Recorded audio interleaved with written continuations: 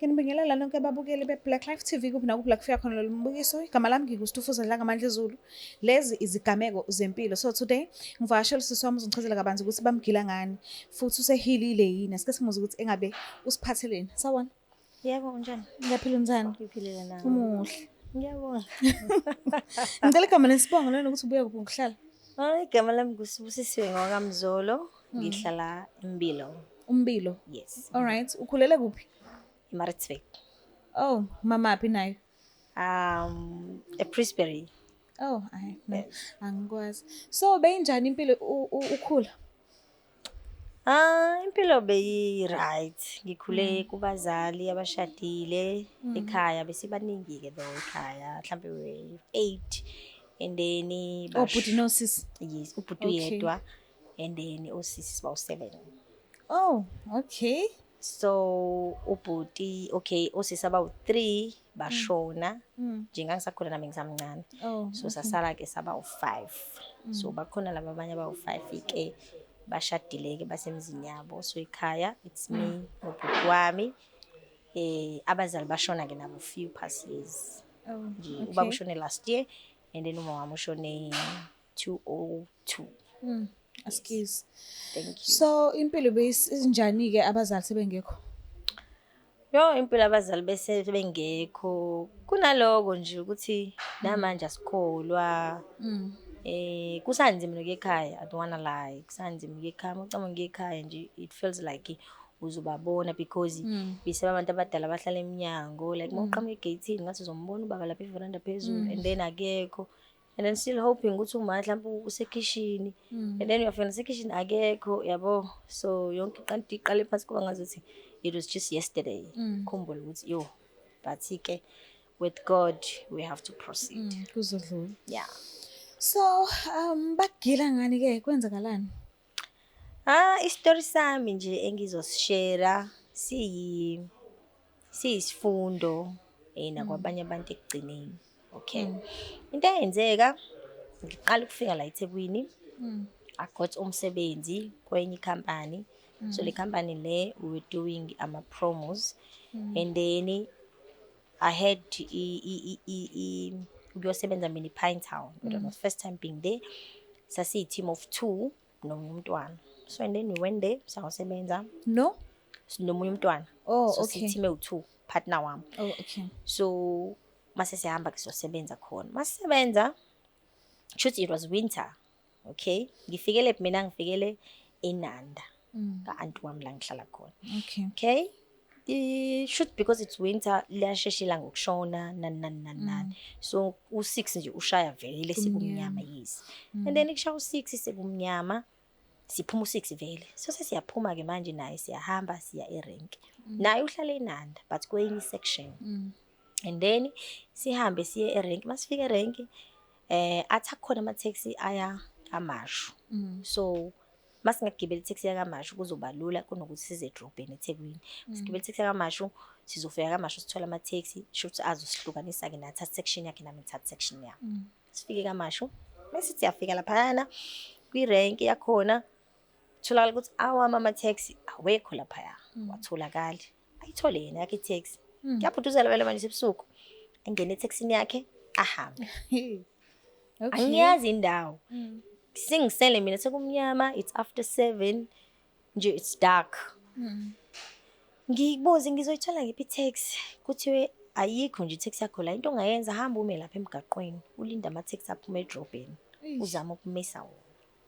Yimi loyo ngejubane ngigijime ngile emgaqweni ngizama ukumisa ama taxi ngizama adlula ama taxi. Finally taxi eyi1 ime. I remember kwakuyibhasi enkulu nje iVeco igrayish. Ime ngigijime ngingene phakathi. Mangena phakathi baqala abantu behle vele. Sebefika etopini zabo. Ufice inabantu yesilayishini. Baqala abantu behle etopini zabo. Up until I was the last one osele taxini. Sesiyithina no driver so 2. Sihamba udriver ngimtshela ukuthi ngiyakephi. Athi udriver angiyimi mina lapho sisi. Ngendaweni ukuthi ikephi lapho angazi noma sikephi ngiqala ngokulizwa ngeligama akhuluma ngalo.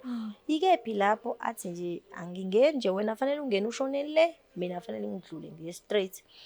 Hawe ma, sihambe no-driver. Masihamba no-driver, ngiyibona i-turn engenayo ekhaya yabo. Ngimcela u-driver ngithi mina ngicela ungehlise lana, nayi indlela engenayo ekhaya. Ngizozama ukubona la ukuthi ngidlula kanjani. Athi nje u-driver, wesisi, yabo la ngokubona amaphari la phansi azoqeda ngawo. Ngeke ngikwazi ukwehlisa. So kwenzenjani pho? Athi ayasambe. Ngithi mina ngicela sifonele amaphoyisa, ngicela ngiyise e-police station. Athi ngeke ngikwazi ukuyisa e-police station because e-police station ngiyazi amaphoyisa akadlala ngomuntu owayexakeke njengawe. Amenza izinto ezingekho right. Hawe ma, that was the last of me. Ngizokwenza njani? Sihambe nomfana agoduza indawo. Umfana angisazi ukuthi ikephi la sihamba khona kumnyama. Up until singene kwenye passage sihambe phakathi kwemizi emincane sesiyofika kulomuzi aya kuwona. Sifika kulomuzi lona i-battery yami si-low. Mhlambe ngangisele no-5% we-battery. Si-low battery yami ekhakade ngibafonela abayibamba incingo. Vele nami ngiyakhumbula ukuthi it's a Friday basenkonzweni. Ngona icingo bengayibambi incingo. Awe ma, sifike quickly ngivele ngikhumbule ngithi yabo manje ngiphakathi kokufa nokuphila ke manje. Ngivedane ngisendele usisi wami WhatsApp, ngisendele usisi wami u2 WhatsApp, ngisendele the one in PMB, ngisendele nalunga la. Ngibasendele ngithi ngisendaweni angiyazi le ndawo engikuyona right now. Ngithatha i-taxi wrong because bengayithola transport. I-taxi inje, i-driver umntwana umfishane ogqoka isigqoko. Angimazi igama lakhe. Right now ngifront komuzi opendiwe ngopende onje kunemoto ezithuna ezinama lama registration in case ningasangitholi. Senda ke manje. Senda imali in case ningasangitholi. I-battery yami ilow. Basendele ama message. Icima ifone. Ngihlale. Abuye umfana. Uhleli manje, uhleli emotweni, wehle yedwa. Okay. Abuye umfana. In mind kumina sho singabona after sho umfana ka owner wakhe la sho wayo cash up. Okay. Abuye umfana. Ngene emotweni. Si drive sahambe. Ahamba umfana. Ngithi mina ngeke nibavume kini kungilalisa uma wakho. Maye mocela uma wakho uthi nena ngilalisa nosisi bakho mhlambe. Athi ngeke azavuma uma. Umfana is denying everything. Ayikho into ayivuma ukuthi enene izosebenza la. Hayibo.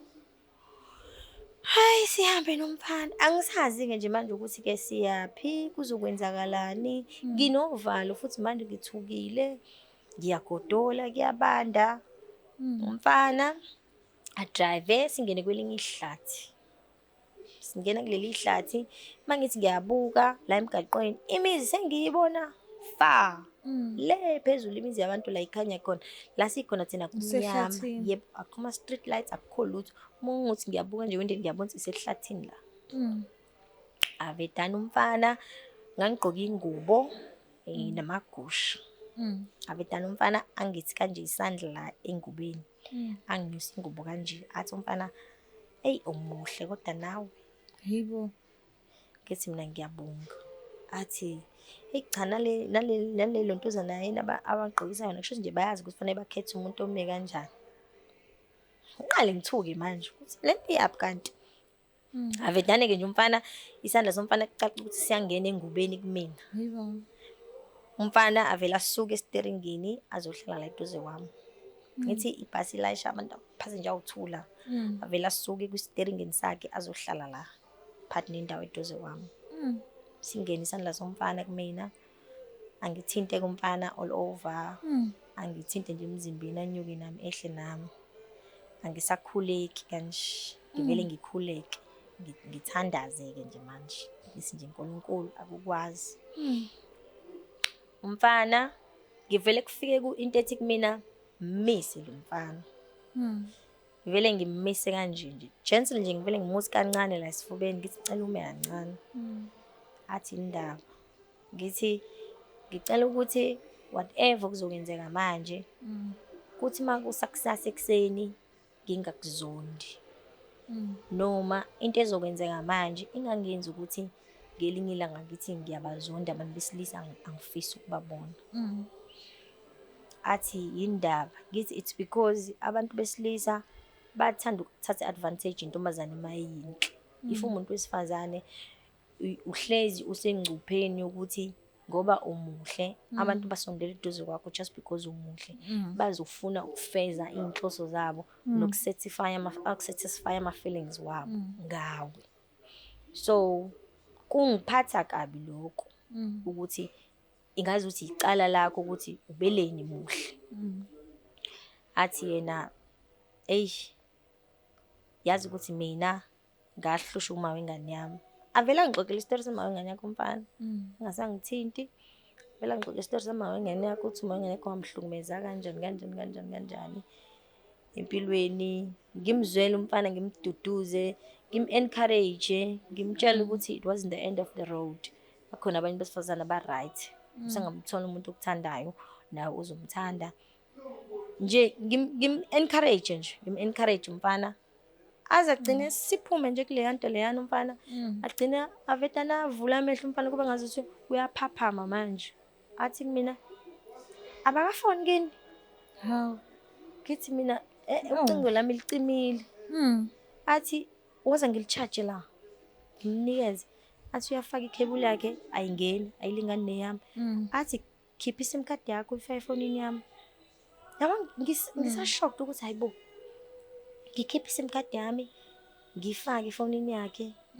Ngifone ekhaya. Balibamba ucingo same time. Sebephumile esontweni nabo yebo. Isikhathi sesambile la. Sambile isikhathi seko 10:30 ebusuku. Kade silobu sihleli la. Balibamba ucingo ekhaya babuza ukephi. Ngithi mina athi umfana uthi use police station. Ngithi mina ngise police station. Athi baba ngiyeza manje ngizokulanda. Ngilivala ucingo. Ngimnikeza umfana ucingo lwakhe. Khipha iSIM card yami angibuyisele. Indlela ayesephuthuma ngayo akhipha ucingo kwaSIM card yami nami ngizange sayibuyisela isikhwama kwifoni. Ngaphosa isikhwameni everything. Wa drive umfana ngokukhulu ukusheshsha. Wangihambisa epolice station la kade ethe ngiyakwazi ukungishiya khona. Siyakwazi manje. And mangibuka ngaphandle isehlathini ukuthi noma ucabanga ukubaleka la uzoshona phi uzoqala phi. Ngibuyisela umfana epolice station. Siyafika epolice station umfana wangehlisa wavalelisa ngavalelisa wathatha imoto yakhe umfana wa driver wahamba same time. Ufika ubaba ngimile eminyango emaphoyiseni ngibanda qa ukugodola nokusaba ngingakwazi nokuchaza ngikhala ukuthi kwenzakaleni. Basi nje I thank God ukuthi umfana akazange kuba ukhulekanga nje ngalesi sikhathi. Kuba ngikhulekanga ngalesi sikhathi ukube kuthiwa angizange ngibe strong phambi kwakhe, ukube kuthiwa angikwazanga ukuthi ngimnikeze amazi awadingayo because naye wayeyidinga le nto le ngamnikeza yona. Naye I'm sure ukuthi wayidinga umuntu ozokhuluma kanje akuyena kuze ingqondo yakhe izophaphama abone ngenye indlela izinto emhlabeni. So ukukhuluma kwami naye kwamsiza naye wagcina nengqondo yakhe mhlambe into akade icabanga ugcina ubona ukuthi no man asikho isidingo ukuthi ngingaze ngenze le nto le. Ngasinda kanjalo empilweni angazi ngahlala for how many years ngingadlula erenki yangakhona ngisaba ngithi ngizophinde ngimbone lo mfana la ngoba nje ngiyazi ukuthi uhamba la ngizophinde ngimbone. Ngahlala nje iminyaka past 10 years went by. Ngagcina ngikhohlwa, ngagcina ngidlula, ngagcina ngiba right. Kuze kube manje nje awukazi nje uzombona. Uzothuka uhlangana naye ke noma kuthiwa awuhambeli nangase rank yakhe. Kuze kube manje nje angiphindanga ngambona futhi manje sekunganzima mhlawumbe ukuthi ngimbone. Mhlambe sekunganzima ngoba ipicture yakhe siyahamba. Sihambile iminyaka. Yes, sihambile iminyaka agcina ishabalala kumina kodwa nje ngisakhumbula ukuthi nje kuwumfana umfishane uthanda ugqoka isigqoko nje.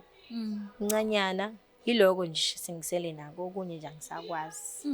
Wabona kanjani amandla omkhuleko kusuka ngaleso sikhathi kuze kube manje? Amandla omkhuleko ngawabona ukuthi uNkulunkulu uyakwazi ukuphendula instantly if usenkingeni. uNkulunkulu uyakwazi ukuthi akusize mayibona ukuthi ithemba lakho lonke ulibeke kuyena ngaleso sikhathi. If uNkulunkulu umncenga, there are times la fanele ukhulume khona noNkulunkulu ezifuna ihleli kanje ungasakhuleki manje ukhulume naye uNkulunkulu like physically next to you umtshele ukuthi uNkulunkulu this is the situation anginawo amandla manje and uNkulunkulu masusuthena anginawo amandla manje it's only you hayi uNkulunkulu uyaphendula uyaphendula Mase kwenzeke ubhuti ayibone le video ngifisa ukuthini kuyena. yo ngingathi thank you ngiyabonga kakhulu ngibonga unembeza wakhe owabuya ngaleso sikhathi wangambuyela emva kokuthi sekunobuhlungu mhlambe mina sengibuzwile noma sekunesikazi mhlambe sengisele nasengingasazi ukuthi ngiyosichaza ngesithini ngelinye ilanga but ngiyambonga nje ukuthi unembeza wakhe wambuyela same time ngaso leso sikhathi kungakenzeki damage ethini nje kusayileyo trauma nje ngiyambonga la ekhona sengikhulile sengimdala because ngangimncane ngalesa sikhathi sengikhulile ngimdala ngangisho ukuthi if ngingambona ngingambonga ngithi nje ngiyabonga mfethu ngiyabonga nje ukuthi wangihlonipha ngaleso sikhathi ungangazi wawunawo wonke amandla okwenza noma yini wawungayenza because mina yayingekho into engayenza ngalesi sikhathi wayengenza noma wayengangirape anginqume angikenye angiphosi ngalehlathini adrive imoto yakhe azihambele kuphele kanjalo tholakala sekuthola intombazane engazi ukuthi yakephi but unembeza wakhe wamfikela ngaleso sikhathi sizama ukukhuluma naye nje waresponda ngendlela eright ngiyambonga kakhulu la ekhona. Sibonga kakhulu kodwa ke ukuthi usivashele ukuhlela lethu. Thank you so much. Mbukela bekhaya sicela ukuthi ungakhohlwa ukuthi subscribe ulike ushare ngenzela kakhulu. Bye.